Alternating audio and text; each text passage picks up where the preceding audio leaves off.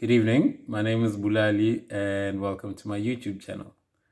Um, I've made videos before. I'm not a very serious YouTuber, but I've made some videos about the law and some lockdown stuff.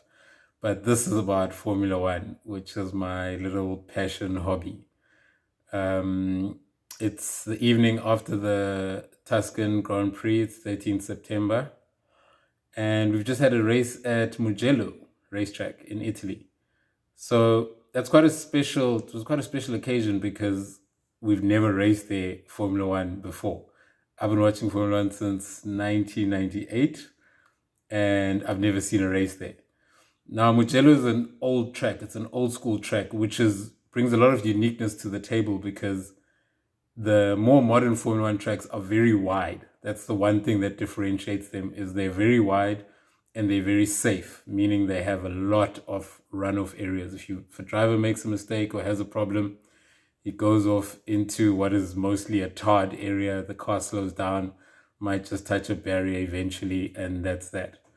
Whereas Mugello is a narrow circuit. I think from watching on TV, it's about 5 meters wide. Whereas where you go to tracks like your more modern Herman Tilke designed tracks, you get tracks that are close to 20 meters wide. So I think a lot of what we saw today was actually precipitated by that difference. Modern Formula One cars are very big. They're a lot bigger than Formula One cars used to be. There's actually a famous picture of Lewis Hamilton showing his 2007 McLaren against, I think, his 2019 Mercedes in size. And I mean, it's chalk and cheese. The 2019 Mercedes is literally twice the size of the 2007 McLaren. There's a lot of reasons for that. Over the years, they've added a lot to Formula One. They've changed the rules. They've changed the technical regulations where you now need to carry battery packs, energy recovery systems, and the cars have just gotten bigger and wider and longer. Also, a tank of fuel that's big enough to carry your entire race fuel. Back in 2007, we still had pit stops, we still had refueling, so the fuel tanks were a lot smaller as well. So I think as a result of taking these modern day cars to an old track, we saw what we saw, especially at the start of the race. I don't think that's what caused the carnage after the first safety car. But at the start of the race, I think the track was just tiny and there were just too many cars. And well, we had that accident with the biggest casualty being Verstappen, who was now out of the race. So let's talk about the start. At the start of the race, the start here was going to be very important. The drag down to turn one is very long. I haven't gotten the statistics on exactly how long, but it's long. It's long and it has a slight incline, and the first turn to the right is a banked turn. So a bank turn is interesting because it means you can go on an outside line and still maintain a very good grip level because the track is sort of cambered in. So that creates multiple lines through turn one. It's not obvious that the fastest line is the inside. So Lewis actually had a bad start today from pole position. Was passed by Bottas, and I think would have been passed by Verstappen had Verstappen not had that engine problem. So Bottas went into P1 and probably thought today is his day, but within seconds there was a safety car, and then there was a red flag, which then led to a standing restart with Lewis now in P2. And Lewis had the bit between his teeth. His brakes were so hot. You guys noticed his brakes were smoking. Another thing I noticed is that when they were pulling up to the grid to restart, Lewis actually let Bottas go very far ahead of him, which let Bottas sit on the grid in P1 for quite a long time. And if you notice, the next restart, Bottas was right behind Lewis, meaning Lewis didn't have an extended or any unnecessary extended time sitting on the grid in P1. So those are small things, making sure that Lewis gets there late, making sure he's got better temperatures. and he was able to go around the outside at the first corner after slipstreaming quite well. So that was the standing restart. But I've just jumped the gun there. Let's go to the safety car, the first safety car restart, which led to a huge crash for Sainz, Magnussen, and Latifi, I think. So there, Bottas is leading. After the safety car ends, the rule is the safety car pulls into the pits. First of all, the lights on the safety car go off, which is how you know the safety car is coming in that lap. Then the safety car pulls into the pits, and whoever is in P1 becomes the de facto safety car. And you can only overtake after the start-finish straight. Now, Mugello is a unique track in the sense that there's a very long drag to the start-finish straight. I mean, I was watching qualifying and I kept, after that last turn and after the pit lane entry, I kept expecting the timing to come up. But it was like a good 5 seconds later that the timing would actually come up at the start-finish line. So the start-finish line is a lot further from the last corner than it would be on most tracks we are used to in modern-day Formula One. And then the drag is also extremely long to the first turn. So what Bottas decided is that he's going to leave it to the very last minute in order to limit the length of time that the people behind him, Hamilton, would have to slipstream him into turn one. And I'll be honest, Bottas did absolutely nothing wrong. I've seen tweets saying Bottas messed up the restart. He did not mess up the restart. The restart, he held him back, but he held him back. He didn't brake and accelerate. He was gradual. He held a gradual speed right up until the last minute, and then he took off. I think that's something he would have seen also in the support races, and I think it's what anyone doing a safety car restart at Mugello should do. Leave it to the last minute and go to shorten the drag to turn one. So that incident was caused purely by the guys in the midfield anticipating that the leaders had gone, and that is completely not what you're supposed to do. In a rolling start, you literally wait until the car before you hits the power, then you hit the power. So what happened is that I think one of the, maybe it wasn't Grosjean, I don't know who it was, but one of the cars in the midfield left a gap, anticipated, then accelerated, realized that, oh no, Bottas hasn't gone, then braked hard. And obviously everyone behind you, when they see the car in front accelerating, they're going to take off.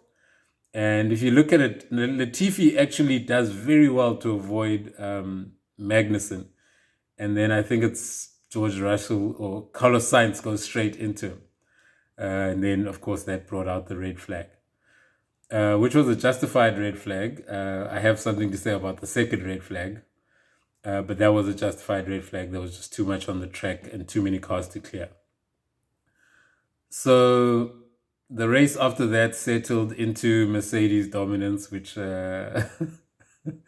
even as a day one hardcore Lewis Hamilton fan is a bit not ideal. So the race settled into Mercedes pace. Bottas was never in it. He was never threatening Hamilton in any way, shape, or form until Stroll crashed. There was the little thing about Bottas saying he wants to do a counter strategy to Hamilton, but you can only really choose a counter strategy if you put second. So I'm sure at the time that he said that, he thought he was going to put second, but he put it first, meaning Hamilton now has the option to either copy him or go counter. So lost that little bit of who knows what would have happened there. I mean, maybe if he had gone on soft tires and Hamilton had gone on hard, with hindsight, knowing that there would be another red flag and he wouldn't have to suffer the tire degradation towards the end. That might have given us a show, but as soon as Verstappen was out, it was all over. So yeah, another interesting thing that happened in today's race, Daniel Ricciardo ran in P3 for a long time. Now, Daniel Ricciardo, of course, has a I think, about 7 wins under his belt. He's got many, many podiums. I think over 40 podiums. But he's never had a podium with Renault. So that would have been a big deal. I was actually secretly hoping for that to happen. But after the second red flag, the Red Bull of Albon just had way too much pace. At some point, it looked like he might even threaten Bottas, but yeah, he had a lot of pace, Albon, for that last, I think it was a 12-lap sprint. So Lance Stroll went off to cause that second safety car and second red flag. Lance Stroll is actually an unfairly treated driver. I mean, everyone thinks he's just a billionaire dad's playboy, whatever. But he's a competent Formula One driver. He's very young. I think he's competent, and with more training, who knows what he could achieve. So his crash on the curbs, I'm not sure which corner, but very high speed section. I think a rear left, either tire or suspension failure, most likely tire failure, which caused that crash. He went into the barriers relatively hard, but honestly, I do not think it was a red flag. I don't think that was a red flag. I think because Merck is so dominant, Formula One is calling safety cars and red flags left, right, and center to try and throw up something. I don't think that deserved a red flag. I think 4 laps maximum under safety car, they could have cleared that up and fixed the barrier. I mean, the barrier wasn't damaged, the tires hadn't moved or anything. So I think that was a bit of an engineered red flag. Bottas, after the second red flag restart, completely disappointing. I mean, after what Lewis did to him, you would think he would have done the same thing. Instead, he goes and loses a position to Ricciardo. So yeah, Bottas, I actually tweeted that Bottas is weaker than Rez Oros. Just not giving us anything. In fact, he's making me, a very big Nico Rosberg hater, appreciate Rosberg. At least Rosberg kept us on the edge of our seats with an intra-team battle. Bottas. So yeah, at the end, that second red flag cost Ricciardo P3, gave Albon his first podium, so that's a bit of a feel-good story. Albon's been unlucky. He was unlucky in Brazil last year when Hamilton hit him. And he was unlucky in Austria this year where Hamilton hit him again. I think this year he sort of hit Hamilton. I thought that incident was actually Albon's fault. And then George Russell in the Williams was on for P9. And as a result of the last restart, he had a bad restart and lost P9. So overall, I think an interesting race, very interesting race. I've seen people say we should go back there. Personally, I'm a huge fan of the old school tracks. I'm very happy we're going to Imola this year. I'm happy we've gone to Mugello, even though I'd never seen Formula One race at that track. I'm happy we're going to Imola. I think Imola is actually going to be even more carnage because Imola is a proper old school track. Obviously famous for Ayrton Senna's death. So yeah, very exciting. And okay, let me just show you my little memento behind me. That is actually a thingy of my tickets from a Formula One race I attended, Brazil 2013 in Sao Paulo.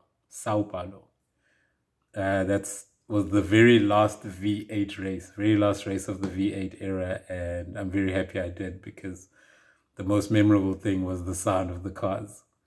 So yeah, I think I'm hoping to get a friend of mine, Ulanga, to join me in a Formula One podcast that we can do via YouTube, and we can just give our different views. We always tweet back and forth about Formula One, and hopefully we'll commit and create a podcast from a South African perspective. Okay, thank you for watching. Had a lot of fun making this video and super keen for Formula One to resume, I think in 2 weeks' time in Russia. Okay, thank you guys. Cheers.